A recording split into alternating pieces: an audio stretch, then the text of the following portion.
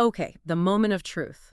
You just hit send on that big press release, maybe a product launch, funding news, something important anyway. You got the confirmation, fine, but now the real question hits. Did it actually do anything? Did it work? Right. For way too long, I think, the answer was just, counting those huge impression numbers. They look great on a report, sure. They always look fantastic on paper. Exactly, but they don't really tell you if they drove any kind of business result.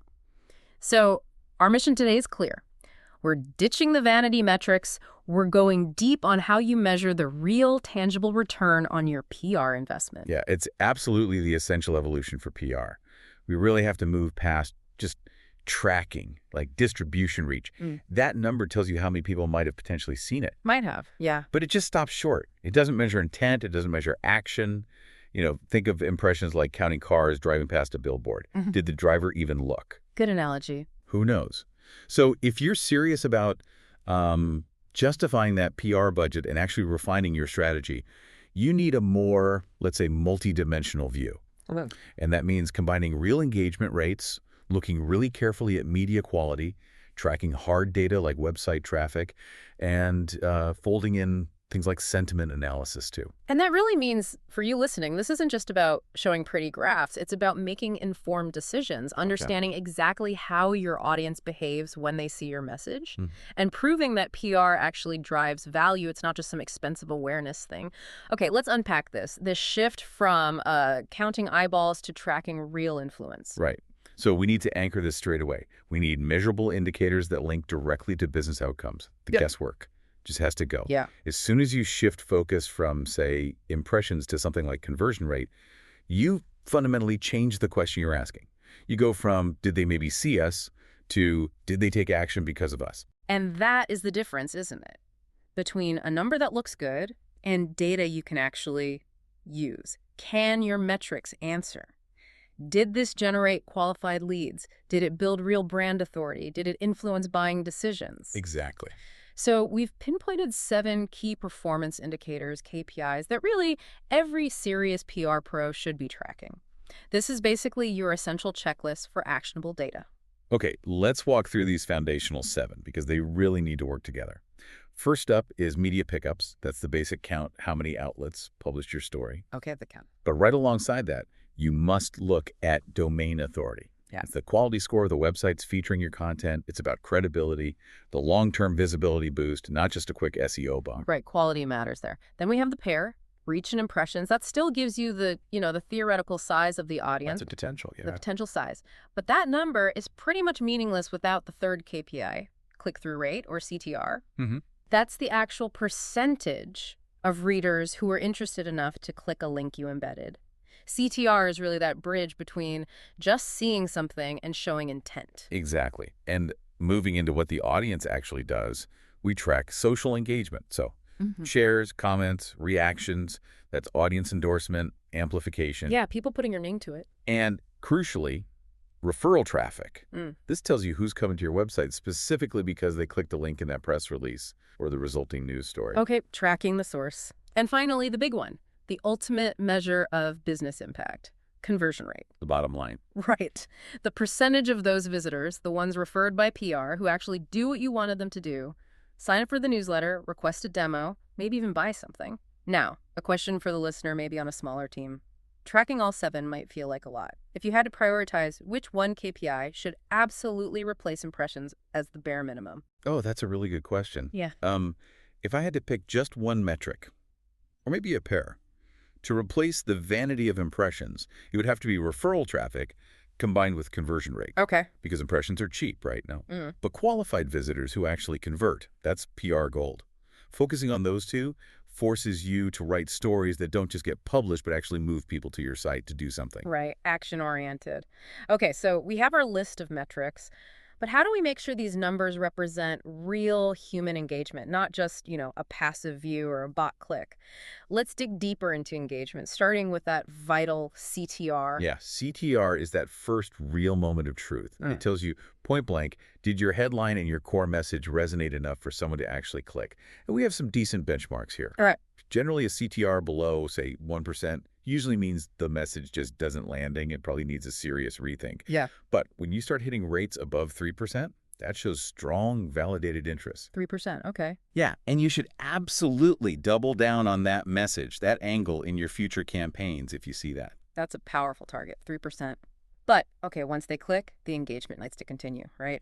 The first sign of public endorsement is probably social shares and comments. And you mentioned quality here, not just quantity. Yeah, absolutely. 1,000 shares are kind of useless if they're just silent retweets. What you really want is meaningful discussion. People actually talking about it. That shows the content sparked thought, not just passive scrolling. Right, actual conversation. And if they do land on your page, your dedicated page, hopefully, you need to know if they actually read it, if they absorb the info. That's where time on page becomes really important. How long are they sticking around? Exactly. Yeah. If your Google Analytics shows an average session duration of like less than 30 seconds, that's probably a bounce. They glanced, they left. For deeper engagement, you really want to aim for an average of maybe 2 to 3 minutes. That suggests the reader didn't just skim the headline. They actually consumed the content you worked hard to prepare. 2 to 3 minutes. That's a good benchmark.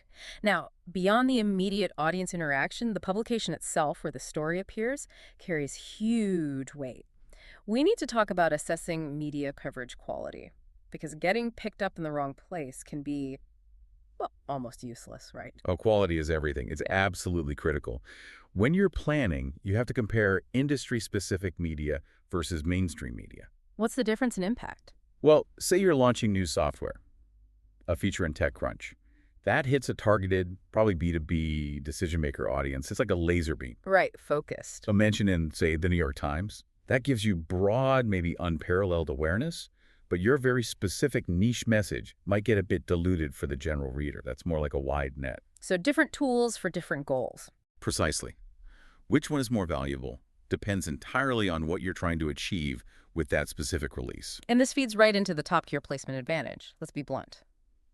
One feature in Forbes or a major industry journal probably carries way more weight than, say, 20 placements on unknown blogs with low authority. Exponentially more weight, absolutely. Yeah. And that weight comes from a few things. One, enhanced credibility just by association with a respected brand name. Trust factor. Huge trust factor. It generates genuine audience trust. And critically, that association gives you superior long-term domain authority benefits for SEO. A high-authority link doesn't just drive qualified traffic today. It helps sustain your visibility for months, maybe even years, by boosting your overall SEO health. So yeah, you have to prioritize quality over sheer quantity. Quality drives qualified traffic and builds lasting credibility. Okay, so if the ultimate goal is a business result, driving traffic, getting leads, we need the right tools to isolate the exact value that press release generated on our website. How do we make sure we're not confusing PR traffic with, say, organic search or social media ads? Yeah, you need granular tracking. It's just non-negotiable here. You absolutely must use UTM parameters. Those little codes on the end of links. Exactly. Those small tracking codes you append to the end of your links in the press release. So for instance, you might tag a link going out via, say, the Wall Street Journal differently than one you send to a niche industry blog. Okay. Then you monitor these specific sources directly through the acquisition reports and Google Analytics. Without UTMs, you're basically just guessing where that traffic came from. Right, it gets lost in the mix. That granular detail then lets us zero in on the conversion rate from PR campaigns. If the release is really working, it has to lead to those desired actions. And you mentioned dedicated landing pages. Yes. Best practice absolutely demands dedicated landing pages for each major campaign. Think about it.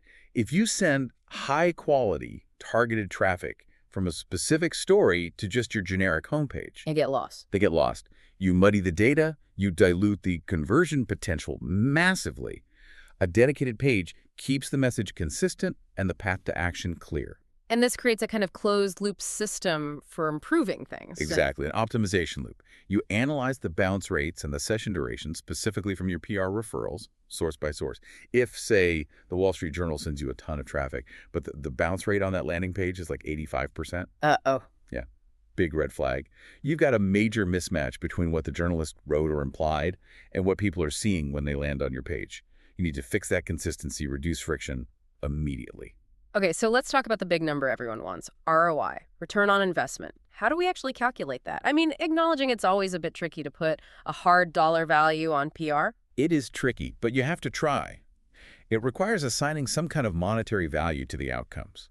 You start by adding up all your campaign costs, writer fees, distribution services, maybe the value of your team's time spent on it. Okay, the inputs. Right. Then you quantify the value generated. Right. So if your press release directly drove, let's say, 50 qualified leads, and you know from your sales team that your average lifetime customer value is, say, $500. Well, that's $25,000 in potential revenue right there. If your campaign costs $2,000, well, that looks like a pretty fantastic 1,150% ROI. Okay, 1,150%, that sounds amazing. But we probably need a little caution flag there, right? Getting that number relies heavily on your UTMs being set up perfectly. Totally. Your landing page is tracking accurately and, maybe most importantly, reliably figuring out lead quality, which is often the hardest part. Exactly right. Attribution is rarely perfectly clean.